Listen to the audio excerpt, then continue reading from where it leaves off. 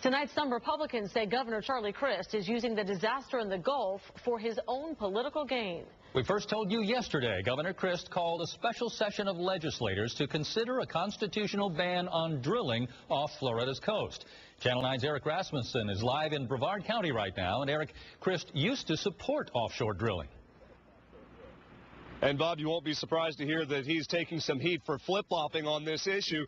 Of course, most of the water in focus here is over on the Gulf side. But just to give you some perspective, on a good day, you can see about 4 miles out.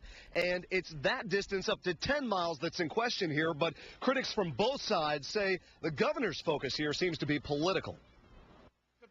Governor Charlie Crist has become a common sight on Florida beaches affected by the oil spill, but now some of his former Republican allies say his call for a special session on offshore drilling is nothing more than another potential photo op. This is a short-term game. I'm not going to play that. At his house on Merritt Island, incoming Senate President Mike Herodopoulos told us he'll oppose Governor Crist's call for a constitutional ban on drilling near Florida's coast. But even Herodopoulos stopped short of saying he supports new drilling. The future legislatures of Florida should have the flexibility they think is right.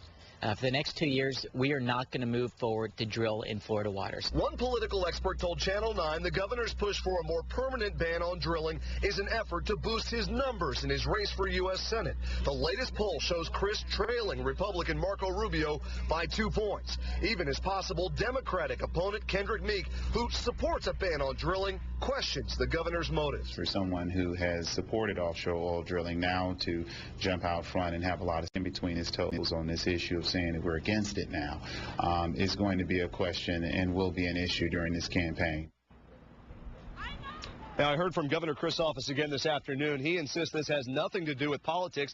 The governor says this should be left up to the people of Florida. Of course, a constitutional ban would require a 3/5 vote, and then 60% of voters would have to approve it in November. We're live here in Cocoa Beach. Eric Rasmussen, Channel 9 Eyewitness News.